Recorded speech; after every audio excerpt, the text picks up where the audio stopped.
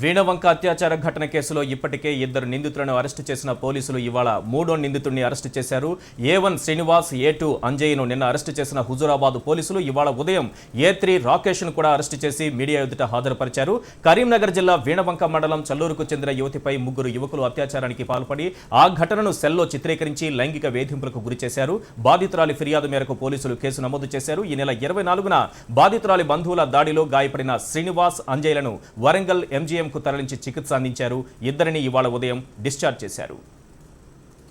ఇక ఇదే ఘటనపై మంత్రి ఈటెల స్పందించారు. గత ప్రభుత్వాలు మానవ సామాజిక సంబంధాల పట్ల అవగాహన కల్పించకపోవడం వల్లే ప్రస్తుతం మహిళలపై అఘాయిత్యాలు జరుగుతున్నాయని అన్నారు. కరీంనగర్ జిల్లా వీణవంక గ్యాంగ్ రేప్ నిందితులపై నిర్భయ చట్టం ప్రయోగించి చట్టపరమైన చర్యలు తీసుకుంటామని తెలిపారు.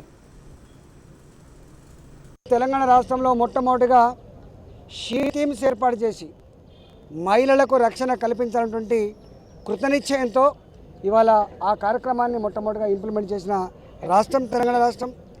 రెండవ అతి ముఖ్యమైన అంశం భద్రత విషయంలో కూడా పోలీసుని స్ట్రెంథన్ చేసి వాటికి అధునాతనమైనటువంటి అన్ని రకాల హంగులు ఏర్పాటు చేసి ఆ విషయంలో కూడా కొంత పురోగతి సాధించినాం. వీణవంక మండలంలో ఒక అమ్మాయి మీద, ఒక అవివాహిత మీద 3 పిల్లలు చేసినటువంటి దుర్మార్గం ఏదైతే ఉందో అది సభ్య సమాజం అసహించుకునేటువంటిది, మానవ సమాజానికే కలంకమైనటువంటిదిగా మేము భావిస్తూ ఉన్నాం. రాబోయే కాలంలో వీటి మీద సెన్సిటైజ్ చేసే కార్యక్రమాన్ని కూడా తెలంగాణ రాష్ట్ర సమితి కొనసాగుతుంది. ఏది ఏమైనప్పటికీ కూడా వాళ్ళ మీద మాత్రం కఠినమైన చర్యలకు ప్రభుత్వం ఉపక్రమిస్తుంది.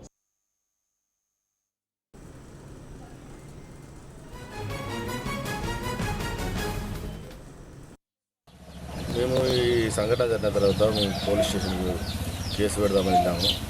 వెళ్తే అక్కడ SI లేడు, CI గారు ఉన్నారు. CI గారికి చెప్తే అమ్మాయిని పిలిపించి ఒక లేడీ కానిస్టేబుల్ అడిగే ప్రశ్నలను CI గారు అట్లా ఏం జరిగింది, ఎక్కడికి పోయింది, ఎక్కడికి తీసుకుపోయిందని ఒక గుచ్చి అడిగి CI గారు కూడా పిలిచి అడిగింది. ప్రతి ఒక్క ఆఫీసర్ కూడా, DSP గారు కూడా పిలిచి అడిగి ఆమెకు జరిగిన అన్యాయానికి వీళ్ళు గుచ్చి అడిగి ఈమెను బాధ పెట్టారు. మేము పట్టుకుంటే గ్రామస్తులు కొడితే మేము మా బంధువులైన మమ్మలను మీరు కొట్టిందా అని ఈ చల్లూరు గ్రామానికి వచ్చి బాగా ఎంక్వైరీ చేసి మమ్మల్ని చిత్రహింసలు, మీ మీద కేసు పెడతాం, మీ మీద కిడ్నాప్ కేసు పెడతామని మమ్మల్ని బెదిరిస్తున్నారు.